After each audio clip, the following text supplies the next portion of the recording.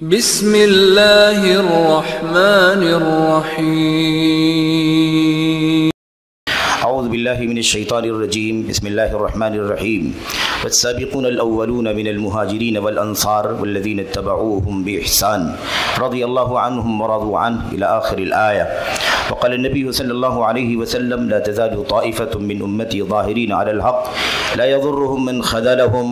ولا من خالفهم ولا من ناظاهم حتى يأتي امر الله وهم كذلك او كما قال صلی اللہ علیہ وسلم۔ صوبائی جمعیت اہل حدیث ممبئی کے زیر سرپرستی مسجد توحید دوستی کے زیر اہتمام منعقد آج کا اجلاس عام، اس کے سرپرست امیر جماعت فضیلت الشیخ عبدالسلام صاحب سلفی حافظہ اللہ آج کے اجلاس میں مدعو معزز محترم مقررین خطباء کرام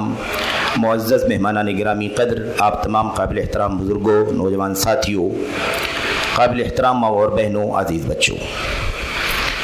اللہ تبارک و تعالیٰ کی حمد کریں، اس کا شکر ادا کریں کہ اللہ تبارک و تعالیٰ نے ہمیں اور آپ کو اپنے آخری دین جو قرآن کریم اور نبی کریم صلی اللہ علیہ وسلم کی سنت سے عبارت ہے اس دین پر کاربند ہونے کی توفیق عطا فرمائی۔ اللہ عز و جل نے ہمیں اور آپ کو اس طائفے میں سے ہونے کا شرف عطا فرمایا جس کے لیے اللہ کے کلام کی آیات میں نبی کریم صلی اللہ علیہ وسلم کی سنتوں میں بے شمار بشارتیں خوشخبریاں بتائی گئی ہیں، دی گئی ہیں۔ میرے بھائیوں، جماعت اہل حدیث کا مشن اللہ تبارک و تعالیٰ کے فضل و کرم سے اس کی توفیق سے اتنا ہی قدیم ہے جتنا اللہ تبارک و تعالیٰ کا دین اسلام قدیم ہے۔ جتنی عمر دین اسلام کی ہے اتنی ہی عمر منہج اہل حدیث کی ہے۔ ہم اور آپ جانتے ہیں کہ غار حرا سے اقرا کی وحی جب آئی اسی وقت سے اس منہج کا آغاز ہوا، اس مشن کا آغاز ہوا، اس دعوت کی شروعات ہوئی اور اس کے بعد یہ سلسلہ آج تک چل رہا ہے اور بشارتوں کی روشنی میں قیامت کی صبح تک یہ مشن اللہ تبارک و تعالیٰ کے فضل و کرم سے اور اس کی توفیق سے جاری رہے گا۔ ہم اور آپ کے لیے یہ بھی سعادت کی بات ہے، شرف کی بات ہے کہ یہ مشن اللہ کی کتاب کا مشن ہے، نبی کریم محمد الرسول اللہ صلی اللہ علیہ وسلم کی سنت کا مشن ہے۔ حضرات صحابہ کرام، تابعین، تبع تابعین، خیر القرون اور ان کے نقش قدم پر چلنے والے امت کے ائمہ، امت کے محدثین، فقہا، امت کے اعیان، اعلام کا مشن اور منہج رہا ہے۔ یہی وہ منہج ہے جس منہج کے لیے اللہ تبارک و تعالیٰ کی کتاب قرآن کریم میں جنت کی بشارت، نبی کریم صلی اللہ علیہ وسلم کی سنتوں میں اس سلسلے میں بے شمار بشارتیں دی گئی ہیں۔ ہم اور آپ کی سب سے بڑی ذمہ داری ہے کہ اس مشن کی حقیقت کو سمجھیں، اس مشن سے قریب آئیں، اس کی حقیقتوں کو بہت قریب سے دلائل اور حوالوں کی روشنی میں جانیں۔ اللہ کے نبی صلی اللہ علیہ وسلم کی وہ حدیثیں جس میں آپ نے فرمایا تھا کہ جب حالات دنیا میں بگڑیں گے فساد رونما ہوگا، فساد عقیدے کا ہو، منہج اور مشن کا ہو، راہ سنت کا ہو، سلف امت کی زندگی اور سیرت کا ہو، یا ایسے ہی اعمال سلوک کے اندر فساد اور بگاڑ ہو، اس وقت ایک جماعت حق پر قائم ہوگی اور وہ خود حق پر قائم رہے گی، لوگوں کو حق کی راہ کی دعوت دے گی۔ جب دنیا میں فساد ہوگا تو وہ صلاح کی راہ پر رہیں گے اور اللہ تبارک و تعالیٰ کی توفیق اور نصرت مانگتے ہوئے اس کی توفیق اور مدد سے اصلاح کا کام کریں گے، زبان سے، قلم سے، ساری صلاحیتوں سے، ساری طاقتوں سے اس مشن کو وہ زندہ رکھیں گے۔ آپ جانتے ہیں اللہ کے نبی علیہ السلام نے فرمایا تھا، غربت کی طرف اشارہ فرمایا تھا، اجنبیت کی طرف۔ اللہ کے نبی علیہ السلام کی وہ حدیث بدأ الاسلام غریبا وسيعود كما بدأ فطوبى للغرباء، اللہ کے نبی نے فرمایا تھا اسلام اجنبیت کے عالم میں شروع ہوا تھا اور دھیرے دھیرے پھر یہ اجنبیت کے ماحول میں چلا جائے گا۔ اجنبیوں کے لیے بشارت ہے، اجنبیوں کے لیے خوشخبری ہے۔ دوسری روایتوں میں مسند احمد بن حنبل وغیرہ کی روایت میں اللہ کے نبی صلی اللہ علیہ وسلم سے پوچھا گیا، اے اللہ کے نبی یہ غربا کون ہیں، یہ اجنبی کون ہیں، ان اجنبیوں کی صفات کیا ہیں، ان اجنبیوں کی خوبیاں کیا ہیں، یہ اجنبی کن حالات میں کس مشن پر چلتے رہیں گے۔ اللہ کے نبی صلی اللہ علیہ وسلم نے فرمایا تھا، ہم الذین یصلحون سَيُصْلِحُونَ إِذَا فَسَدَ النَّاسِ، یہ وہ لوگ ہوں گے جو مستقبل میں جب لوگوں کے یہاں فساد آ جائے گا، عقیدے میں بگاڑ آئے گا، سنت کی راہ میں بگاڑ آئے گا، اعمال و سلوک اور کردار اور اخلاق کے اندر تباہیاں آ جائیں گی، اس وقت یہ مشن جو صلاح کا مشن ہے، اصلاح کا مشن ہے، اس مشن پر وہ قائم ہوں گے۔ تو الذین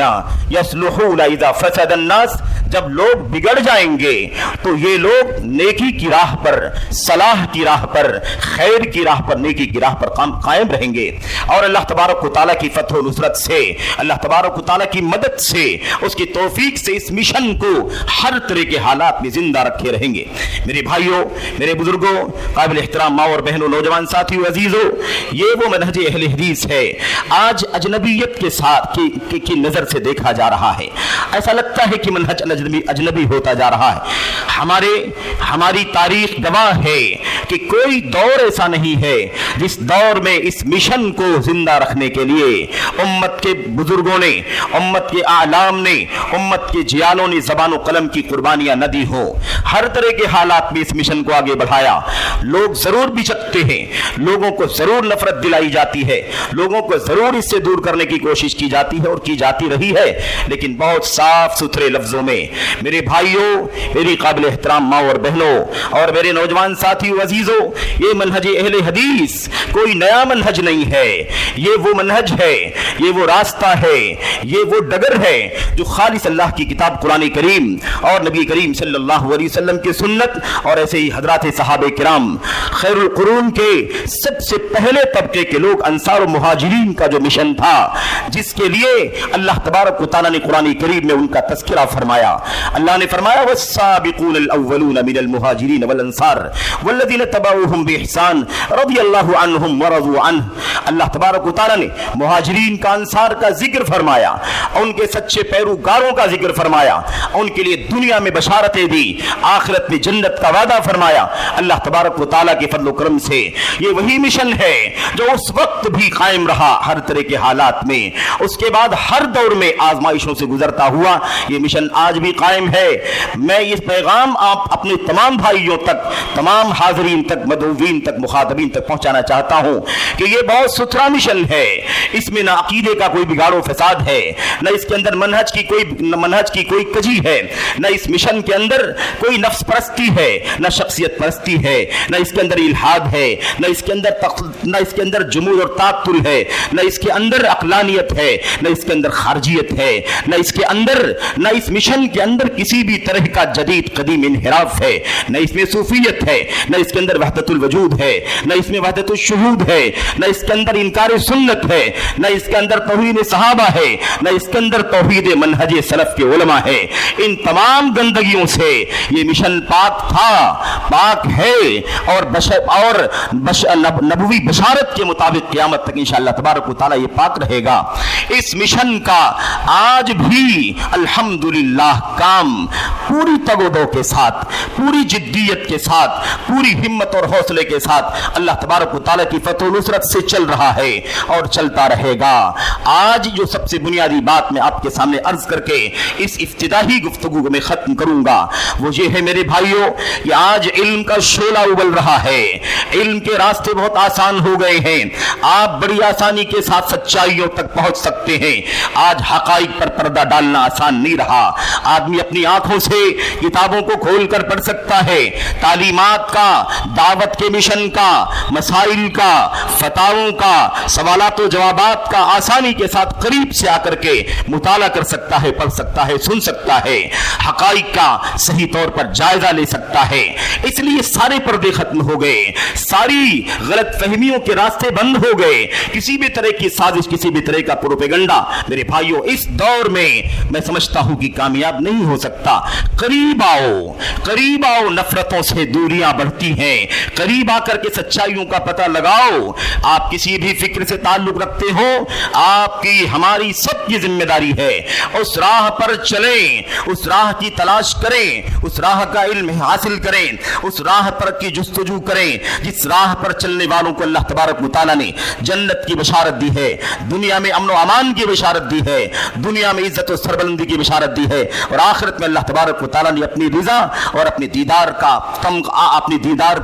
میرے بھائیوں اللہ تبارک و تعالیٰ نے کی نوید سنائی ہے، بشارت اور خوشخبری دی ہے، اور اس راستے کی تلاش کرنا سب کی ذمہ داری ہے، اور بڑی صراحت کے ساتھ کبھی بھی تعداد کی کمی سے متاثر نہ ہونا۔ آپ کی تعداد کم رہی ہے، کم رہے گی، مشن کو کمی زیادتی سے نہیں پرکھا جا سکتا، سچائیوں کو، حقیقتوں کو میجورٹی سے مائنورٹی سے نہیں جج کیا جا سکتا، سچائیاں دلیلوں سے پرکھی جاتی ہیں، حقائق کو دلائل سے مبرہن کیا جاتا ہے۔ مجھے یاد آتا ہے حضرت فضیل ابن عیاض رحمت اللہ علیہ کی وہ بات، آپ کا وہ فرمان یاد آتا ہے جس میں آپ نے فرمایا تھا علیک بطریق الحق ولا تستوحش بقلت السالکین، کہا تھا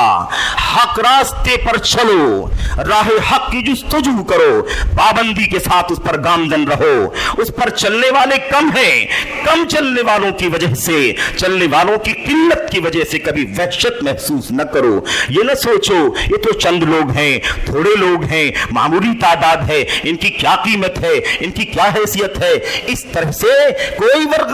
ورغلانے میں بہکانے میں نہ آؤ، قلت و کثرت سے حق کی پہچان نہیں ہو سکتی ہے۔ اور کیا کہا تھا وَإِيَّاكَ وَطُرُقَ الضَّلَالَةِ وَلَا تَغْتَرَّ بِكَثْرَةِ الْحَالِكِينَ، اور ضلالت کے گمراہی کے بہت سارے راستے ہیں، ان سے کبھی دھوکہ نہیں کھانا، کیونکہ بہت زیادہ تعداد کو دیکھ کر کے تمہیں دھوکہ نہیں کھانا چاہیے۔ تو یہ اصول یاد رکھیں، قلت و کثرت نہیں۔ میں اپنے تمام بھائیوں سے، تمام بہنوں سے، اس بات کی تمام نوجوانوں سے، عزیزوں سے یہ اپیل کرتا ہوں، آؤ قریب سے دیکھو قرآن کریم کی آیات، نبی کریم صلی اللہ علیہ وسلم کی سنت، حضرات صحابہ کرام، تابعین، تبع تابعین کا مشن، اسی کا نام جماعت اہل حدیث ہے، اسی کا نام سلفیت ہے، اسی کا نام اہل حدیثیت ہے، اسی کا نام غرباء ہے، اسی کا نام فرقہ ناجیہ ہے، اسی کا نام طائفہ منصورہ ہے، یہی اہل الاثر ہے، یہی سارے صفاتی نام ہے۔ میرے بھائیوں، میرے بزرگوں، دور رہو گے، قریب آ کر کے اگر نہیں دیکھو گے تو سچائیوں تک نہیں پہنچ سکو گے۔ سچائیوں تک رسائی کے لیے بہت ضروری ہے کہ قریب سے آ کر کے دیکھو۔ دشمن مجھے کہتا ہے میرا چاہنے والا،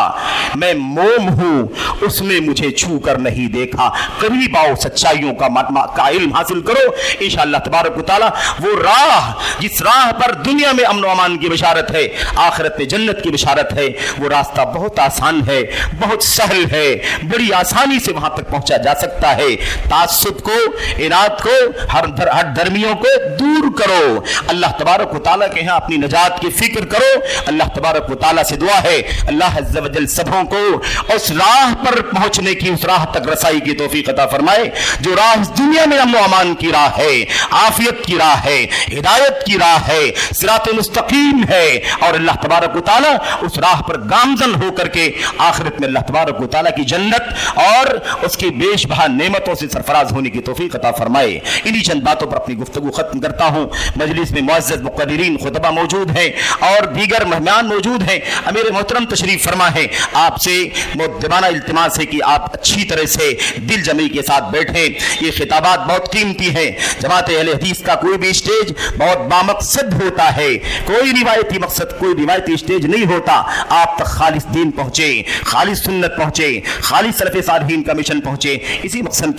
کے لیے کوئی بھی اسٹیج، کوئی بھی مشن، کوئی بھی ممبر، کوئی بھی